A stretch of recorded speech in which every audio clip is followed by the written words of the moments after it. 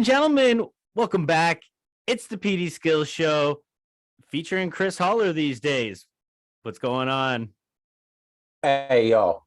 So, What's going on? It's glad to say happy 2K release day for the first time in 2 years. It is finally. Yes, we are recording this, waiting for the game to drop at midnight. Well, for me, 6 o'clock for you. But yeah, it's been a long fucking time. This one's gonna hit different. He did it. He did it. He put the title in.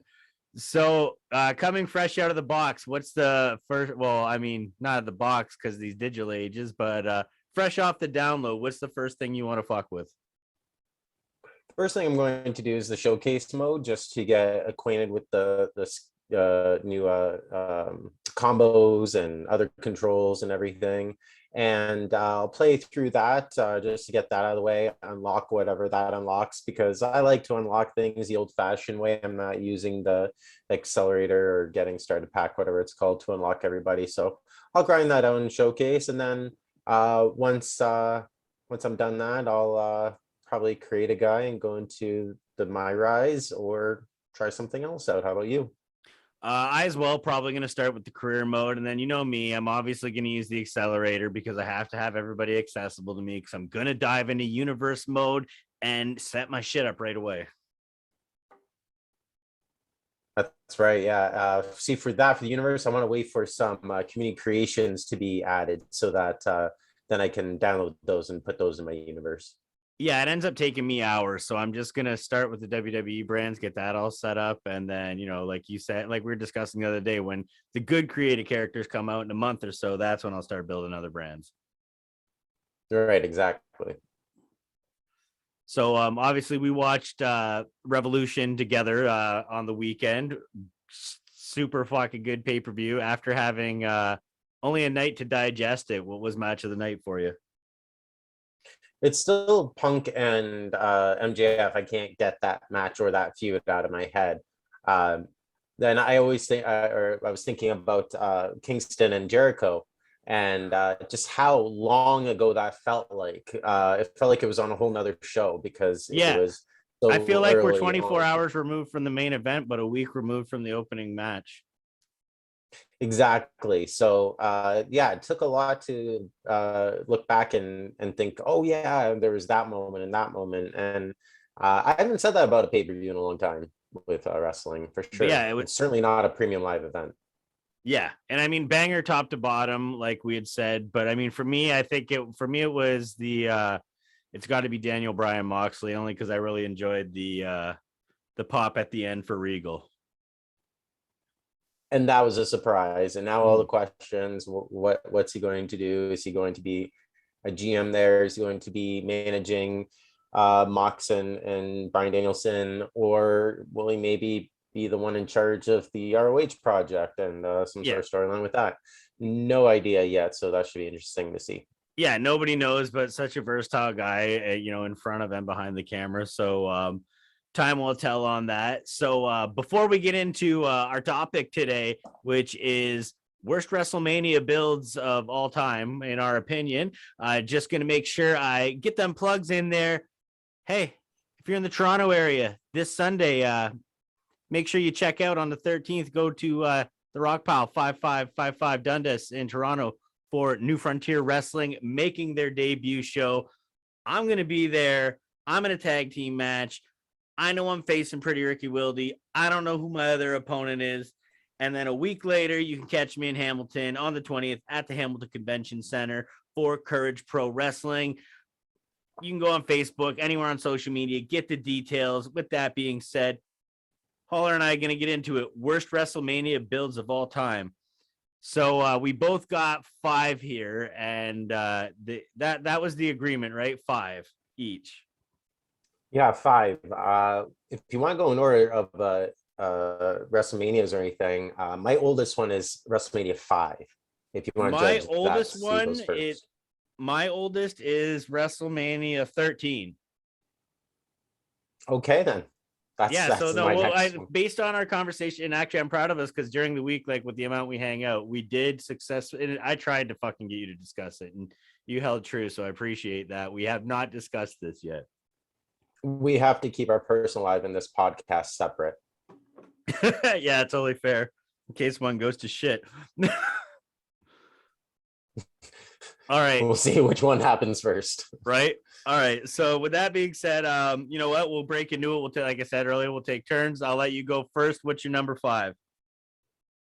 At WrestleMania 5, the match between the Red Rooster and Bobby Heenan. Ooh. Not only one of the worst WrestleMania matches, but the build, minus some amazing things from Heenan, was just useless, especially the other players involved. Was there any redeeming qualities in your opinion?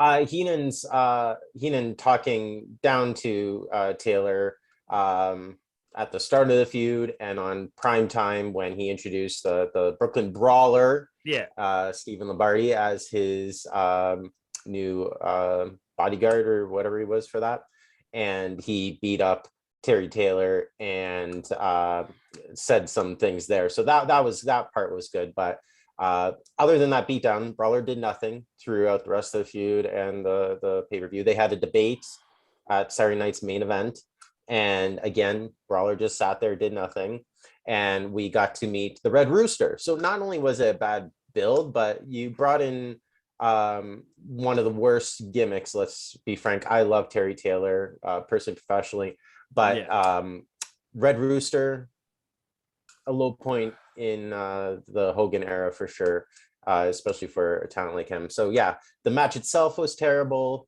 The build was dull and didn't need to happen.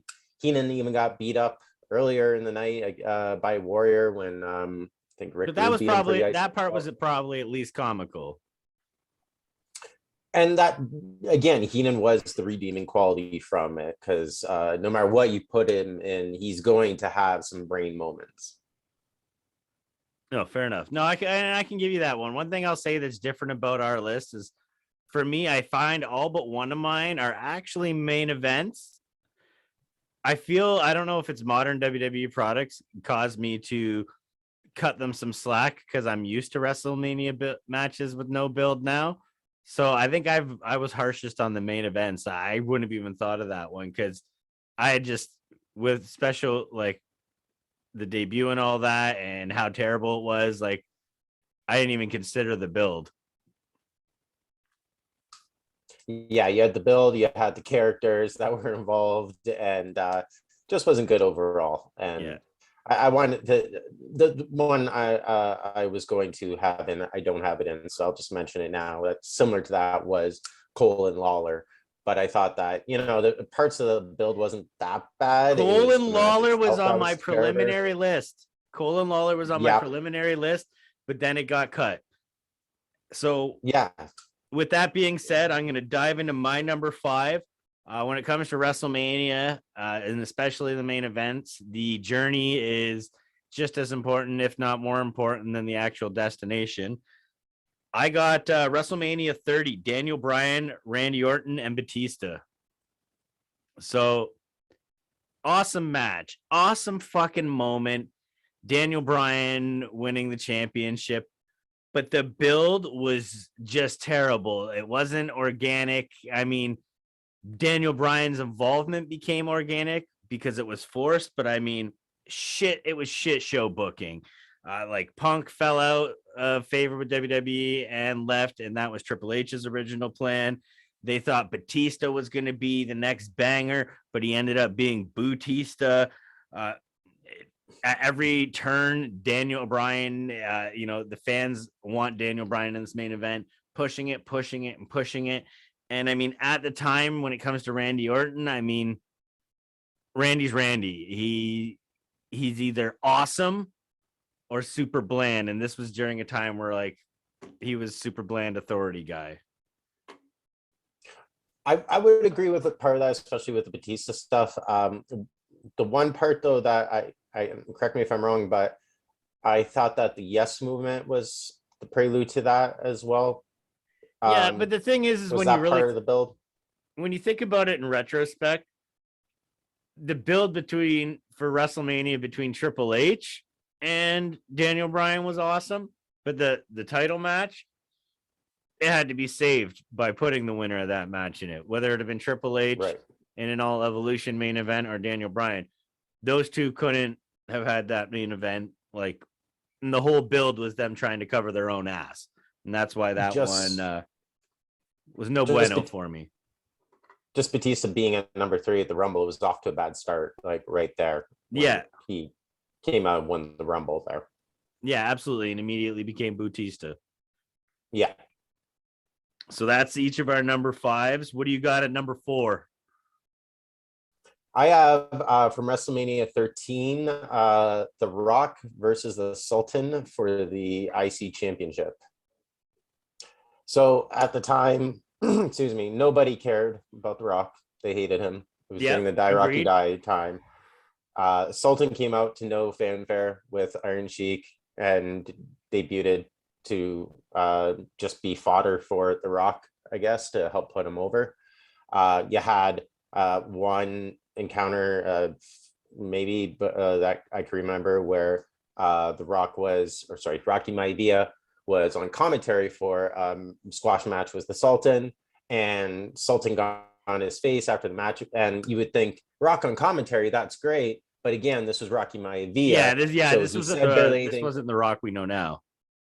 Yeah, he said, I'm going to do my best and be the IC champion after WrestleMania, blah, blah, blah. Yeah, happy to be here, Rock. Happy to be here, Rock. Exactly. Nothing there from that. And then, yeah, they had a face-off afterwards that got broken up with no physicality by Tony Atlas. And then at the Mania itself, again, dull match. And you had Rocky Johnson, Rock's father, come out at the end to try to save the day. But by then it was too late. And I thought, hey, this could have been something cooler if maybe they did bring out Rocky Johnson earlier to help with the build with the Sheik and everything, instead of just having Tony Atlas in there and then bring him out afterwards. Maybe it could have added something, or maybe Rocky could have talked for The Rock or something at that time. Yeah. So maybe that could have helped things out. But for what it was, even though, it was two family members battling it out, it was just terrible overall. Not every match that's family that's supposed to be family members ends up being that good with how familiar people are supposed to be with each other. No, yeah, that's for sure. Actually, I'm pumped you had that pick. I got nervous when you said WrestleMania 13. WrestleMania 13 is widely regarded as like one of the worst. It's a fucking stinker. And with that being said, my number 4 is Taker Sid. Yeah. Before you even start anything, this was my first WrestleMania main event as a kid, and I absolutely loved Sid at the time, with all honesty, and I liked The Undertaker, and so I was so excited for this match. And at the time, I didn't care that it was a stinker, because I guess I didn't know what good wrestling was at the time, and it was just about the characters. And yeah, and a lot of to me, it was a big deal. I didn't mind it back then. I remember Undertaker winning, me getting in the truck with my dad to go home, and I get in the truck, and the WrestleMania, the Undertaker bell goes off, and his music starts, and the guy on the radio is announcing that the Undertaker won the championship, and I was like, holy shit! Like, that was the first time that for me, like, wrestling seemed like a bigger thing than my little bubble. Exactly, and I'll let you say what you have to say about the build. But I will admit that I agree that the build was very dry and was rushed after Rumble for sure. Yeah, because I mean, let's look at the pivot points on it. Like, it was very clear that we were supposed to get HBK versus Brett again. That was the clean cut direction. Shawn loses his fucking smile, knee injury, whatever the case is. They do the fucking fatal 4-way stuff. Title lands on Sid. Then you've got the Undertaker Brett stuff, and boom, we're on a collision to WrestleMania. Like, it was just a mess. Nothing was as intended. They needed all that time to set up the match, and then there was no real build between the two. And it was definitely undershadowed, even on that card, which wasn't a strong card. It still didn't feel like that was the main event. Well, yeah, because what would you if you don't watch if you don't like pay attention to this card order, what's the best match on that fucking card? Trying to think of a bad match to say as a joke, but we all know, yeah, Brett and Austin. Yeah, hands down. Like it's one of the least viewed WrestleManias of all time, but that's one of the best WrestleMania matches of all time. Yeah, and it definitely made Austin, so that was a big thing. But And the reason that was fine for them, like their build was awesome.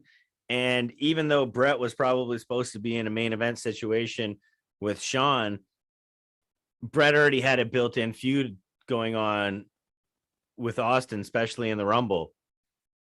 So everything was all fresh and easy. See how dull of a build it was for the Undertaker versus Sid that we have to talk about other matches on the card instead. Yeah, it just both of we both our number 4s were both from 13.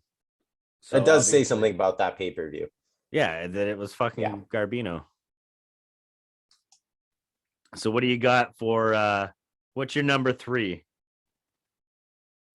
At number 3, I have one of my favorite pay-per-views, WrestleMania 18. Not even a match that I absolutely hated, but in terms of build, Steve Austin versus Scott Hall. Oh. So at the time, before you give me the details, would you believe it if I told you my number 3 was also WrestleMania 18? Was it? Okay, Yep. well, let's just talk about this shit show. Let's shit all over WrestleMania 13 and the build to it. But yeah, with Austin and Hall, like it was originally rumored to be Austin versus Hulk Hogan. Yeah, that was the money match. Work together, exactly. So instead, that fell to The Rock, of course, and then ended up being Scott Hall versus Austin. So I think that already hurt things with having to rush to that and not really having much of a creative idea on what to do with them. An obvious thing at the time to do, but maybe it would have been in poor taste, with some sort of like drinking challenge between the two would have been good. But at the time, very fucking poor taste. But I mean, maybe that's only hindsight now. If Hall was on the wagon at the time, then he could have played up the character and did it for that. But at the time, he was having a rough go with it. So he was a mess during the build and had a hangover the morning of WrestleMania 18. So we knew that that wasn't a good time for him. But yeah, the whole program was rushed. The stuff with the NWO, they didn't focus a lot on that with Austin, and I would say that there was a Scott Hall promo that was fantastic, where he kept mocking Austin's watts as he was going through the promo, like what does everyone here think, and he would just make fun of that with Austin in the back. Anyway, so that was one good part of it, and then of course there's the Austin aspect, so there's some good stuff there. But yeah, overall it was just dull for what should have been a much bigger match. Yeah, absolutely, 100% agree. I find it funny that like in our rankings that we're around the same places on our WrestleManias, because obviously mine, keeping with the train of main events, is the easily forgotten Triple H versus Jericho match and the build leading up to that. I mean, heavily overshadowed by the debut of the NWO and their respective members going into what turned out to be shit shows of a feud from your perspective as well, because it was just disorganized and, again, not what they originally planned on executing and had to scramble. But then through all this, we have the main event that shouldn't have been the main event in hindsight, but nobody knew that was going to happen with The Rock and Hogan. But the same thing with WrestleMania 13, the wrong match was main evented, but you just didn't know at the time. And Triple H and Jericho was at least a really good match. Just no one cared by that. It was a good match, but unfortunately, it was much like its build. It was overshadowed by The Rock and Hogan. And further buried was the champion himself, Chris Jericho. I mean, the first ever undisputed champion. And I've talked about to you about this before, where I feel that, and a lot of people were like, whoa, like it was weird that Chris Jericho won the title. Like nobody expected it. He's even said it when it happened and made jokes about like Vince McMahon saying, you know, that we're going down the shitter when you're putting the championship on Jericho. Yeah. At that time, that was the perception, and they didn't do anything to help him. Like he was basically Steph's stooge simp in that fucking feud. Yeah, there was some great moments though with Jericho. Obviously, because anytime but that's all. They're both good mic guys, whether it's Triple H or Jericho, either one of them have lots of ammunition and are great at just putting bullets and stuff when it comes to that sense. Yeah, and that's all we cared about at the time. I think was the whole Stephanie McMahon dynamic more than the undisputed title being in the picture. And yeah, we get the hot dog hallway jokes, the fucking flying at 747 down the Grand Canyon. We get Chris Jericho's bargain basement hoe jokes. Like we get all that in those feuds, but like they didn't make Jericho look strong at all. And this is the first ever guy to carry both the WCW and WWF championships. And like that build should have been in a like returning Triple H, like that should have been so much bigger. Yeah, fully agree. So WrestleMania, so two and the number 4 slots and number 3 slots were both on the same page, same WrestleManias, but I feel like this is where it's going to take a turn. Hit me with your number 2. It was a WrestleMania near to us. WrestleMania 20, actually, so it was 18, but WrestleMania 23, Bobby Lashley versus Umaga. Yes, there's the whole Trump card of it all, but aside from the political aspect, we could put that aside. Trump, just as a celebrity at the time, was never really into it in any of his appearances. Never anything with him and Lashley as some sort of cohesive unit, or maybe Trump lending him some advice and guidance. Nothing like that. And then with the whole gimmick being the loser gets their head shaved with the $1 billion battle, it just made it obvious who was going to win. Where if they would have done something more like the winner, has to buy the other one a yacht, or put up some bags of money. Right, exactly. At least then we make it a multi-million-dollar mega match, whatever. Yeah, then maybe we would have thought that, Umaga has a chance in this match. But we knew that Donald Trump's hair was not going to get shaved. And again, long before his political stuff, just as a rich real estate celebrity guy from The Apprentice, we knew that wasn't going to happen. Yeah. Again, then you had no other build with between Lashley and Umaga that was interesting, and an odd pairing, and just it didn't work. All right.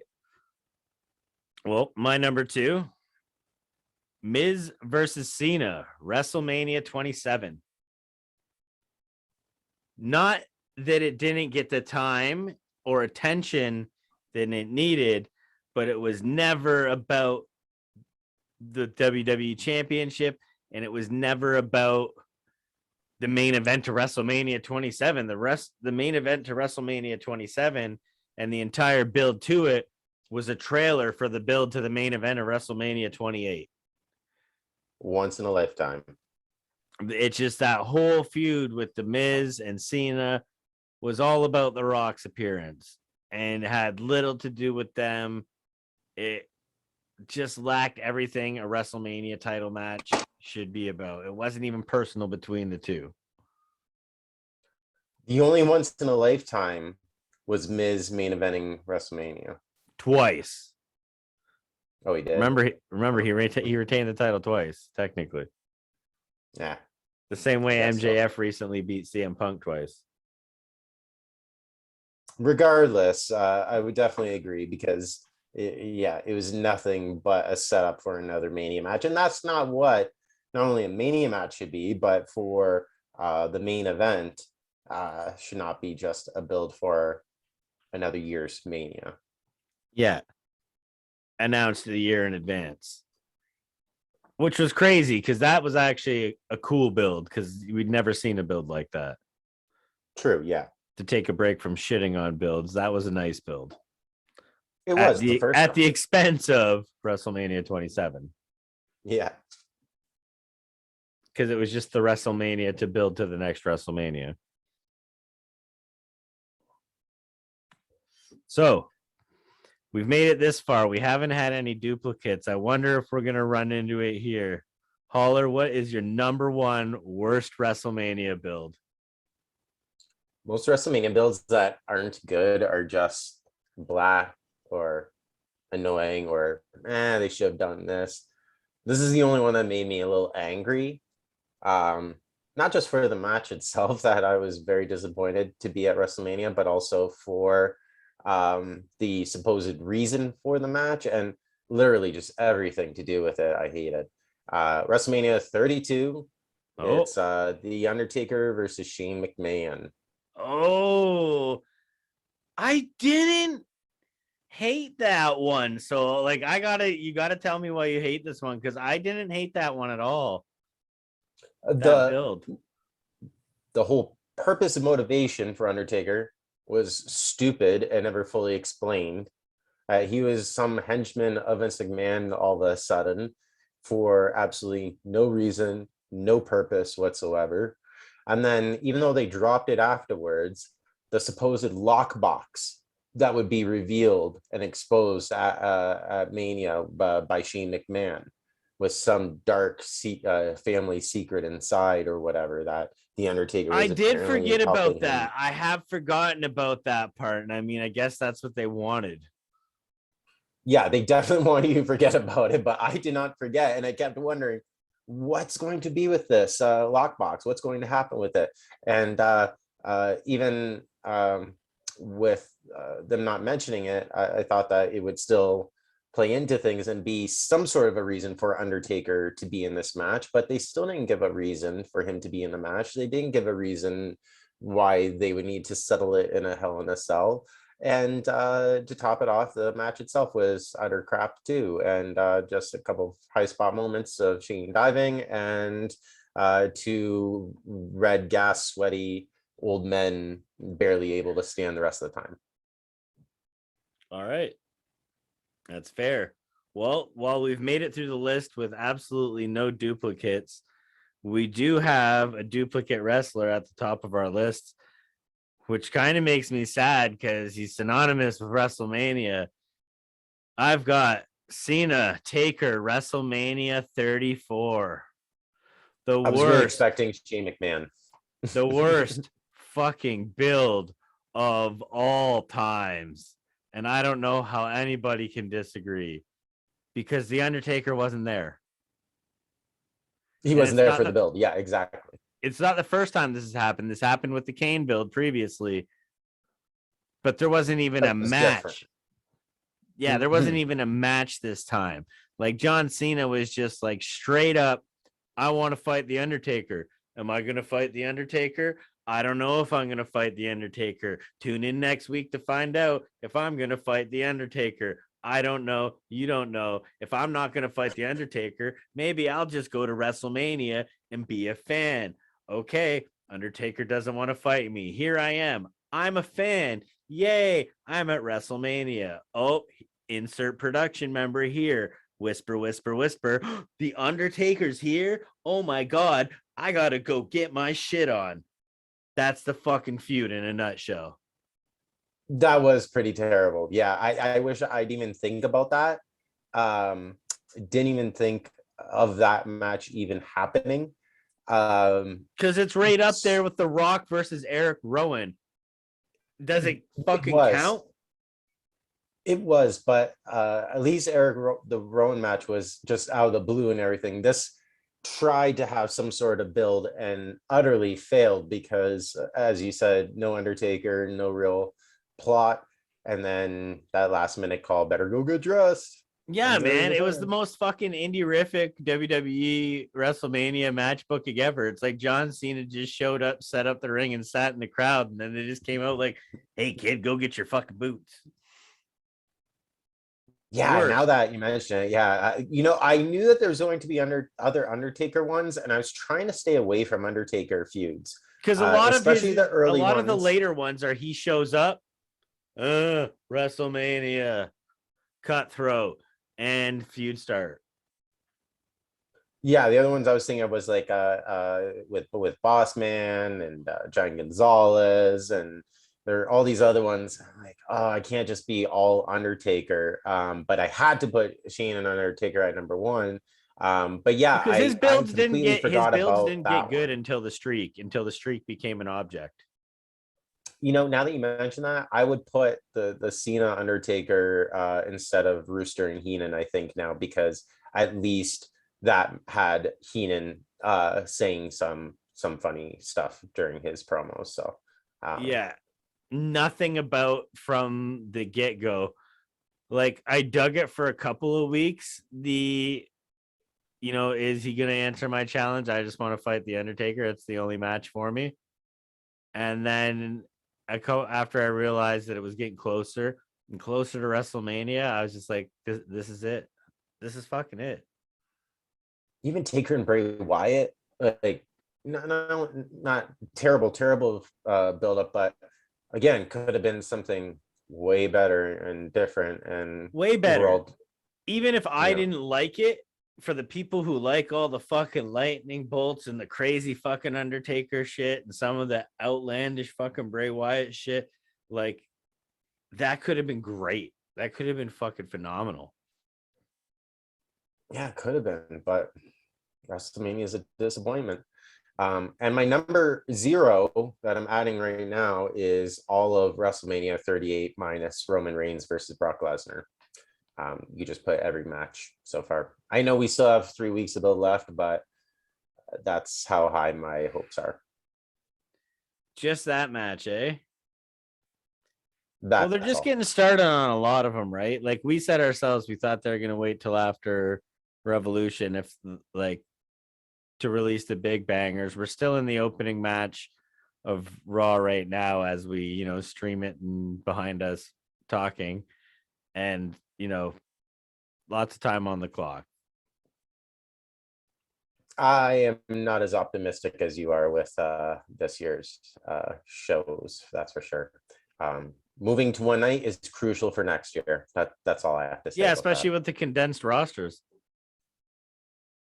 Yeah, especially condensed rosters, and also just logistics for people that want to go.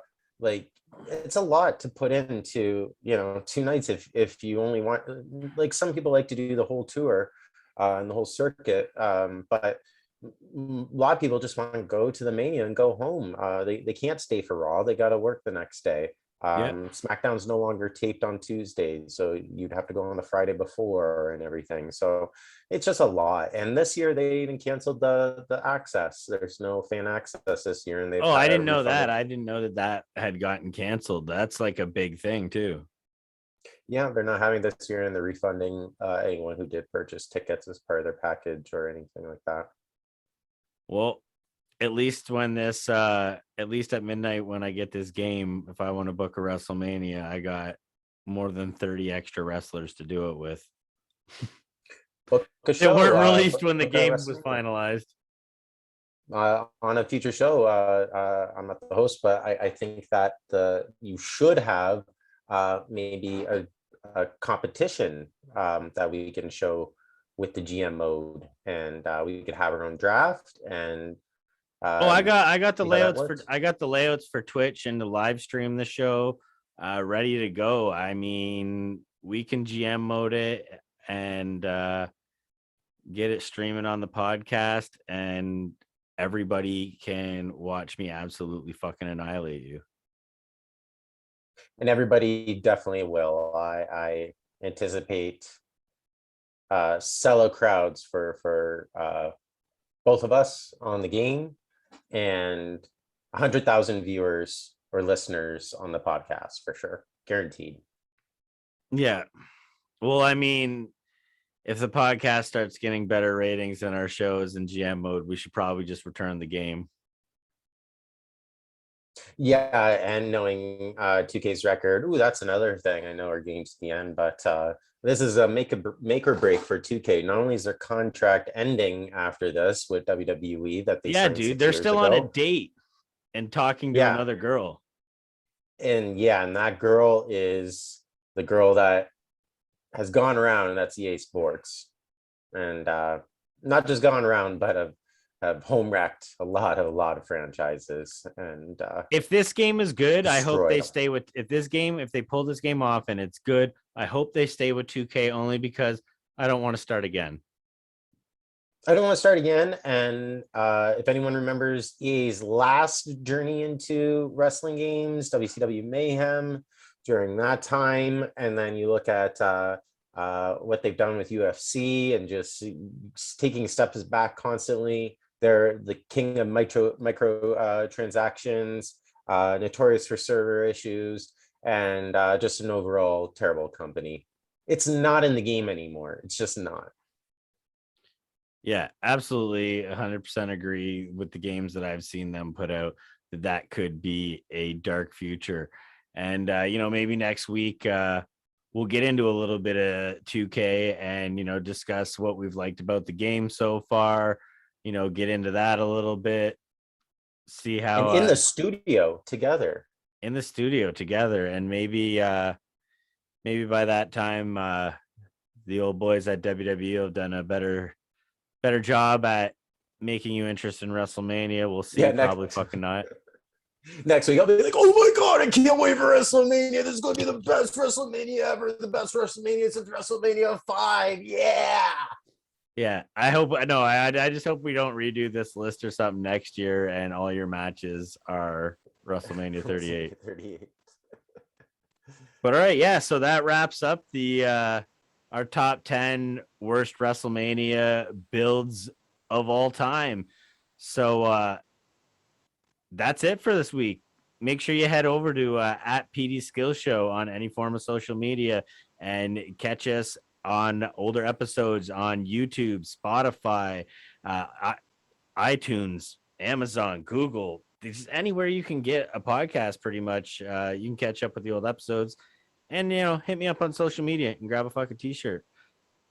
Chad, Holler, you gonna fucking rock a badass hairdo next week for us in studio?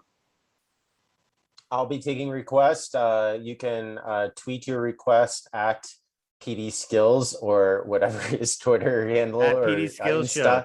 His Insta. Holler doesn't do social media, so I'm not down with the lingo of everything. But snap a like and smash that tweet. Until next time, snap a like. We're out of here.